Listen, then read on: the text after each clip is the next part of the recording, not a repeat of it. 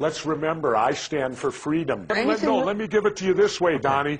If America is changing because of the war on terrorism, then the terrorists are winning.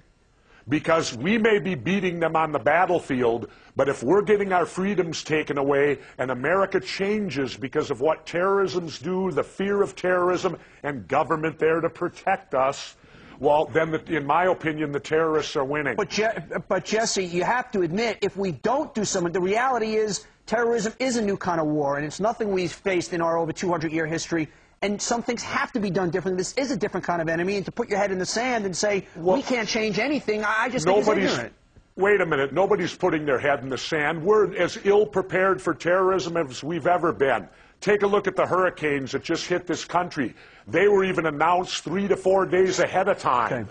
Now, when the terrorists hit us, do you think they're going to send us a memo telling us 3 to 4 days ahead of time we're going to hit you, get prepared? We couldn't even handle what happened in New Orleans, and yet we're being sold by our politicians that we're safer today, that we're out there protecting you. We've got this big government bureaucratic agency on terrorism that's going to protect you. It's a bunch of hogwash, Donnie, and if you believe it, you're naive. Jesse, you once said you think there should be a wrestler in the White House 2008, so you're the guy in charge now. How do we make ourselves safer from terrorism? It's easy to throw stones. Give me some answers. Yeah. Well, the first thing would be to go get a terrorist that attacked us. You know, we're never successful until bin Laden is 7 feet under. Okay. And instead, we're now fighting in Iraq, a country that never attacked us. There wasn't one terrorist in 9/11 from Iraq. Okay. 15 of the 19 were from Saudi Arabia. 48% of the insurgents you hear about in Iraq right now are Saudis. Why are we fighting the Iraqis? It's about the same. Wait, if we went back to World War II for a moment, when the Japanese attacked Pearl Harbor, maybe we should have attacked Korea. After all, they're Asian too. Mm-hmm. Look, my friend, that's the mindset that was used here. You wouldn't get an argument from this show. Strategically, that was certainly not the most judicious way to spend $200 billion to fight terrorism. But so what do we do? Okay, let's say now you got to go get bin Laden. Why can't we find this guy? This is the one question I don't understand. He's a 6'6" Arab guy. We have unlimited funds to spend. You put $1 billion on his head as a reward. Why can't we get this guy? Because I don't think we want him that bad. Tell me what makes you say that. Why don't we want him that bad? Because we should have gotten him. That's what tells me that. We've had since 9/11/01 to get this guy, and we failed miserably. But the statement that we don't want him bad, I think it's hard to find. It's another question why we haven't found him. But to say we don't want him, you say there's some political agenda reason we wouldn't want Osama bin Laden? Well, I'll tell you why we couldn't do that. We need our military on the oil spigot over there. And we cannot have our military away from the oil spigot because we're so dependent upon it. Hulk Hogan, your old buddy, said that he took a survey when Clinton was in an office and he would have beat him 75 to 25%. Are we living in a world right now that's just pure popularity? People know your name and it's good enough to be a public official? This guy's never done anything but wrestling. He's never stepped outside of wrestling in his life. And so what's wrong with being a wrestler? That's kind of where you started, big guy. Nothing, but I was also, no, it isn't. I was a Navy SEAL before I was a wrestler. I spent 6 years in the United States Navy. You were in the I served 17 months in Southeast Asia, so I did a lot of things before I got into wrestling. I just got every third week in August as a SEAL team reunion where we all go out to Coronado, California, and we get briefed. And our SEALs today are the best they've ever been. They're the most well-educated. They're the best trained. They have more equipment that we only dream of having the equipment that they have today. Right. We used to have to beg, borrow, and steal it. Today, they get it handed to them. So, Jesse, who are we backing for president in 08? Who's your choice? Me if I run. Okay. You want to announce something here tonight? No, I don't. I don't want to announce anything, but I would tell you this. Again, let me reiterate.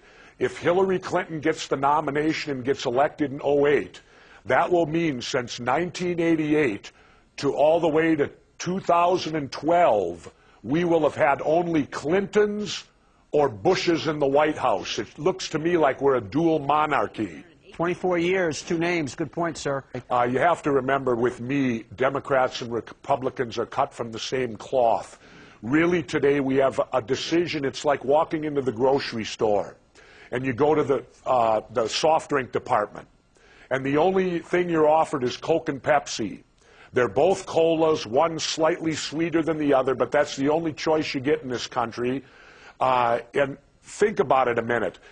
I remember I was on Larry King once with Senator Alan Simpson, and he was expounding the two-party system to me and to Larry King. And I didn't say a word, and Larry finally said, "Governor, what do you think of the two-party system?" I said, "I think it's phenomenal. We get one more choice than communist Russia." Well, I actually do think, I think this country is ready. If the right candidate came along, boy, I don't think they'll need a label on them. When we come back, we're going to take a break. I'm going to do a little name association with you. I'm going to throw out So, Donnie, you think if I get a haircut and then cut my beard off, you'd support me? Right now, we got to do a little more talking, friend, because I see what you're doing is you're throwing a lot of stones, but I don't hear answers. So, I like your chutzpah, as we say, but I'm still not hearing any answers. I'm just hearing a lot of complaints. Well, ask me something I can give you. What haven't I given you an answer on? You didn't give me any suggestions of how you said, you know what, where our civil liberties are being, encroached upon, we're vis-a-vis fighting terrorism. So I said, well, what do we do to make ourselves safer? And I still don't hear any answers, though. Get bin Laden. Great. How do we do that? That was an answer. Okay, obviously we all want bin Laden, but we can't wave a magic wand. So if we can't do that, if we don't have bin Laden, how do we make ourselves safer as a country? We're going to take a break now. When we come back... We take a break. When we come back, I'll tell you how it's impossible to make us safer as a country. Okay, you're talking to the ex-governor, the new-look ex-governor, Jesse Ventura. Keep it here. He's going to continue to be shy and reserved when we come back. Don't go anywhere. All right, Governor, we're going to do a little word association. I'm going to throw out some names. No, Donnie, I want to get back to what you talked about earlier on terrorism and protecting ourselves from it. Yes, sir. You were going to give some answers, correct. Well, I'm going to give you an answer right now. You give me Dick Marcinko, myself, and 8 of our other former SEALs, and 10 of us will paralyze the whole nation. How do you mean? Simple. Look what the two guys did, the snipers. They paralyzed 4 states and 20 million people, and they weren't even that good.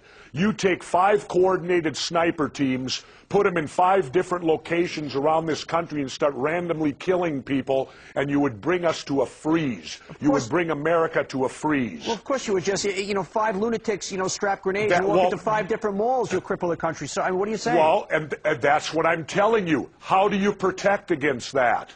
Well, you're not giving an answer. Why do you take away freedoms to stop that? Because taking away freedoms is not going to stop that. I want to ask you about something else. You're talking about the media. We have a lot of packaged media these days. Bill O'Reilly, what's your thoughts on him from Fox? Well, I think they're all the same. Most of these media guys are all a bunch of chicken hawks. You know what a chicken hawk is, don't you? Tell our audience what a chicken hawk is. Well, a chicken hawk is a person when it was their time to serve and go to war and be in the military, they were chicken. But they come back 20, 25 years later, and now they're hawks. They want to go to war. They want to kick everyone's butt because they don't have to do it now. Was Bill O'Reilly? That's a chicken hawk. Bill O'Reilly and I are not friends, but in fairness to him, did he ever duck out on service or anything? Do we have any proof about him being a chicken? He never served. Neither did Hannity. Neither did Limbaugh. Do you want the list to go on with all these guys that support the war and support kicking butt? There's a difference. And none of them ever did it themselves. That's the kind of the Colin Powell school of thought. But there's a difference between guys who weren't called to serve versus guys avoiding serving. Weren't called. Everyone turns 18. Okay, the fact that they didn't volunteer. Where do you get the fact that you weren't called? It's called go down and enlist and then serve your country. Well, there's a difference. You call it, not someone else. But just because somebody doesn't volunteer for the military doesn't mean they're a chicken versus somebody who was drafted and avoids the draft. That's a little bit of a different discussion, I think. No, it isn't. No? Somebody that doesn't volunteer for the military and then comes back 20 years later and wants to go kick everyone's butt with the military, that's a chicken hawk. Okay, fair point. A couple of other folks. Martha Stewart. All I know is I started walking down dark alleys again when they put Martha in prison because I felt safe. Let me throw this at you on a serious note. Think about this a moment. What did Martha go to prison for? Martha went to prison for lying to the government. The insider trading was thrown out. Correct. Now, so in other words, if we lie to our government, we go to prison. Well, what happens when the government lies to us? Well, that's why we're a democracy. We get to vote. We get to vote. Wait a minute. We go to war. When the government lies to us, we go to war. When we lie to the government, we go to prison. Somehow we're getting the raw end of the stick here.